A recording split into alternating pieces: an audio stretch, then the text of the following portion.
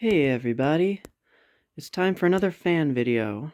Now this here is one that I got off of the Goodwill auction site, which you may remember I've gotten a few things off of there recently, and this was another cool find that I found that I've been looking for one of these for a while now, and yeah, I'm very thrilled to finally have found one. So this here is a GE standard desk fan. It is model F14S125. I recall correctly. I'll show you that in a second, but I'm pretty sure that's what it is. But anyway, this is from, I believe, the 60s. I'm not entirely sure when. I want to say the early to mid 60s. It is a little bit earlier on in this variant, that this, I guess, time frame of this style. It's a little bit of an earlier variant. So now this, of course, is the like I say it's the earlier variant, but this is actually the later version of this one right here that you see off to the side.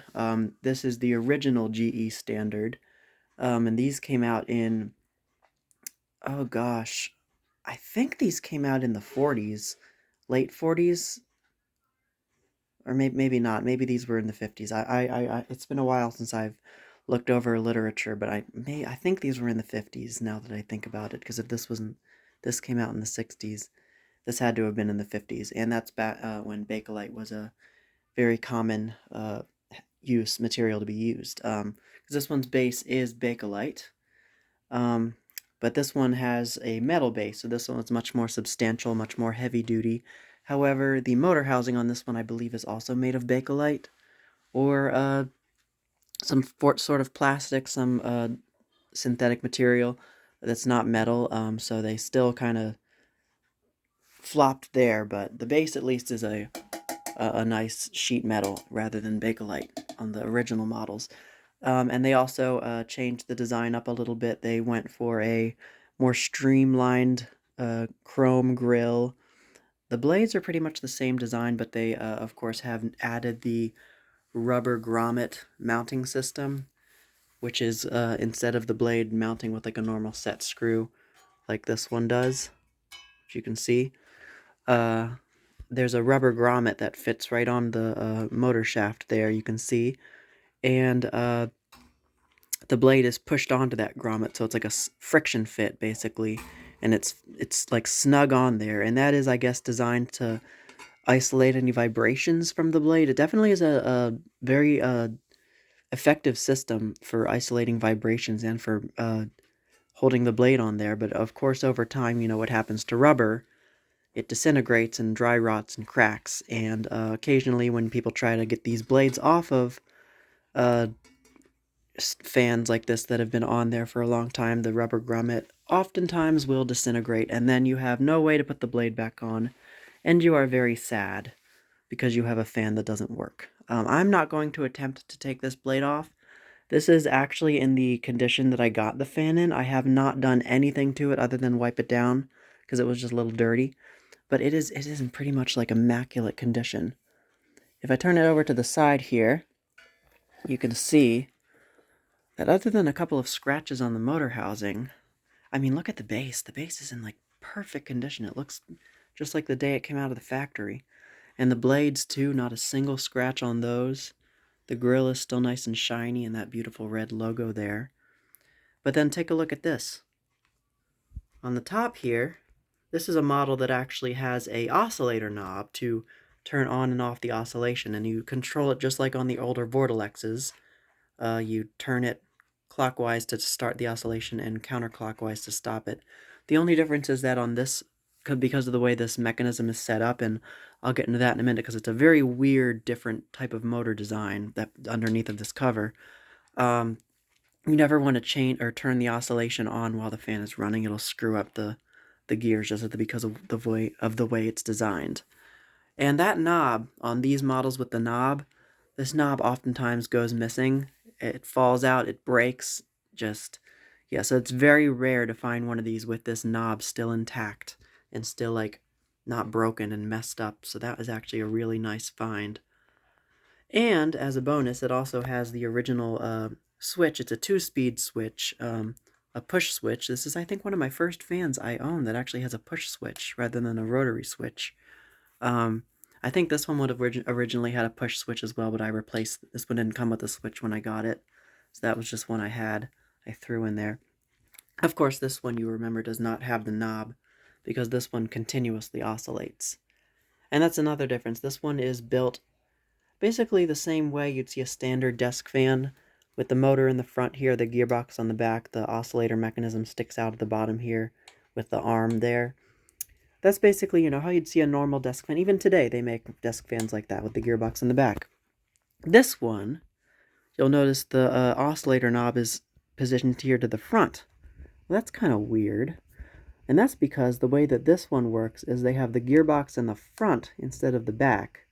So there's the shaft has a worm right in the front that drives the gearbox for the oscillator.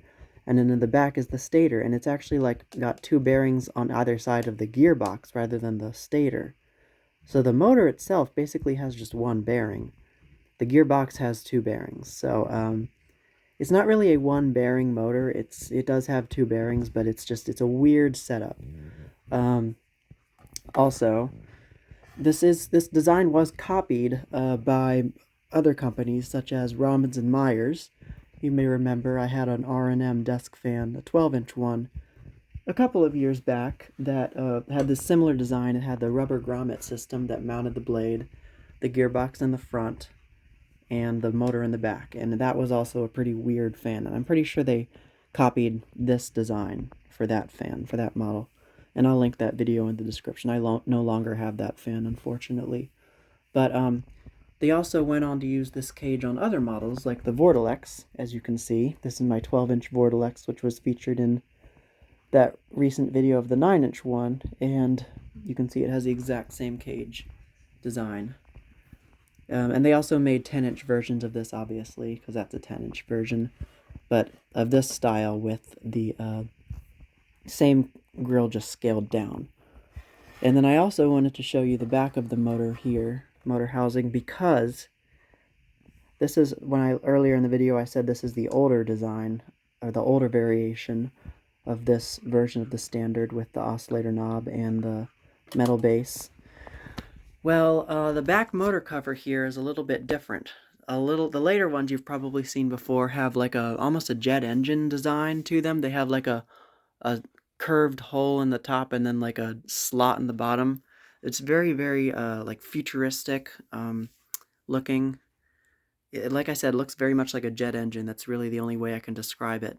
This one has that sort of standard bullet look to it. It does not have any vents on the actual back part, but on the bottom there are large vents. And I'm looking at it closer, I'm pretty sure this is just plastic. I don't think it's Bakelite, because I'm pretty sure at this point in time they had moved past using Bakelite. Although it is black underneath of the paint, so that's pretty interesting. And these are, of course, also called strap fans a lot because of the C strap here used as the neck. And if you want to move it, tilt the fan up instead of tilting it at the neck, you'd loosen the wing nut under here. And then you just slide that bracket back. And there is a little inspected tag under there, or tested. Oh, it is inspected. 709. Don't know what that means, but then there's the informations right there on the bottom of that strap. Catalog number F14S125. Made in USA. You don't see that very often anymore. So now, I think that's enough talking. So let's now go ahead and start the fan up. Now, another interesting thing about this fan, one more final point I have to make, is the switch on this one. I mentioned it's a 2-speed fan. Instead of going high-low like a normal rotary switch, this one goes low-high. And that's how they made it basically on all of these that I've seen videos of are all like that. So that's how it is from the factory. And that's very interesting because you normally see fans start at high so that it wouldn't stall the motor out. I think that's kind of weird, especially for this time. So let's go ahead and start the fan up now. I guess we'll start it up on high first with no oscillation.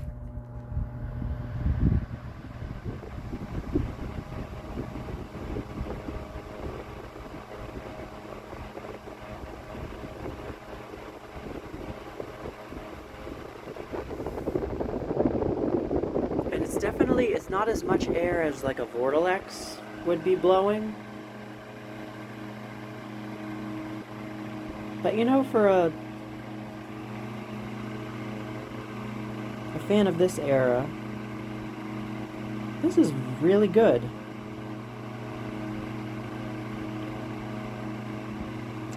This is like when they first started to cheapen their fan designs in the 60s, after they finished like the Vortalex was basically kind of like their last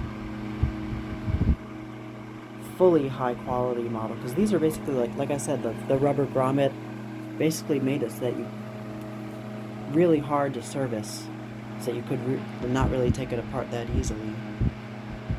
So yeah, these are basically meant to not be serviced.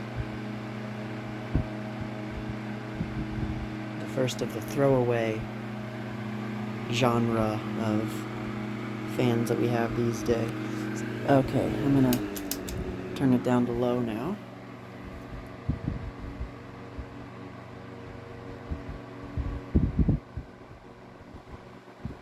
Very quiet. And I always say that with metal bladed fans, they normally make a lot of noise with the blades moving the air, but this one, it seems like GE knew what to do with their metal bladed designs, because I have yet to come across a GE that is loud with like the blade air movement. It's very quiet. Quite a lot of air.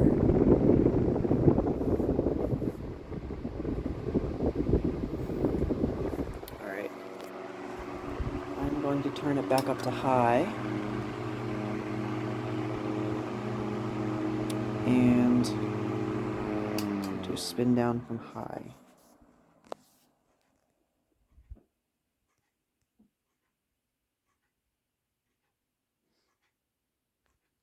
Yeah, I haven't done anything to it, so yeah, not a great spin down. The way these are actually lubricated is the gearbox. The grease inside of the gearbox lubricates the bearings, since they're at the front, and that's why there's no oil holes anywhere. Like there's no oil port there.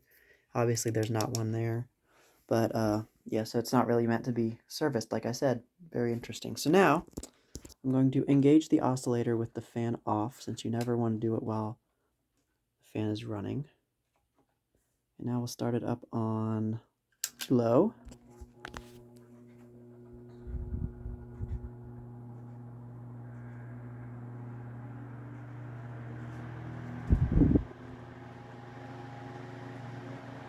I do like the fast oscillation arc speed that these have.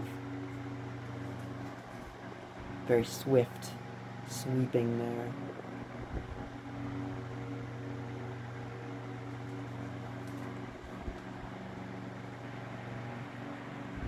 And this is just low.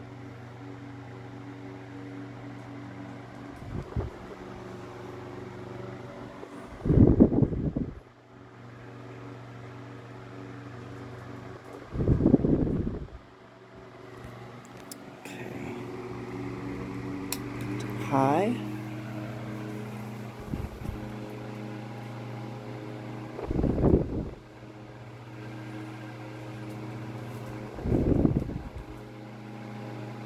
Definitely a fast oscillation.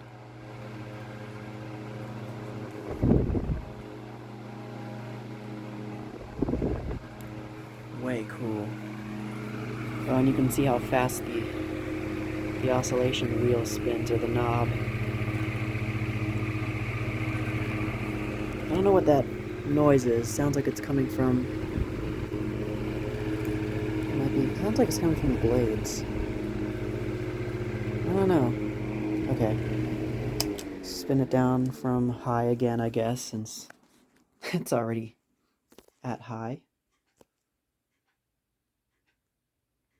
And you don't want to turn the oscillation off while it's running either, because it'll push the blades forward. I learned that the hard way. Oh, and it will lock it in place, just like on the Vortalex. Like how when you turn it that way, it locks it in place. If you turn it counterclockwise, it'll lock it. So yeah, very, very cool. I am thrilled to finally have one of these. GE standards, aka the strap fan. Yeah, that is about it for the 12-inch GE standard desk fan. So thank you guys so much for watching, as always, and I will see you in the next video.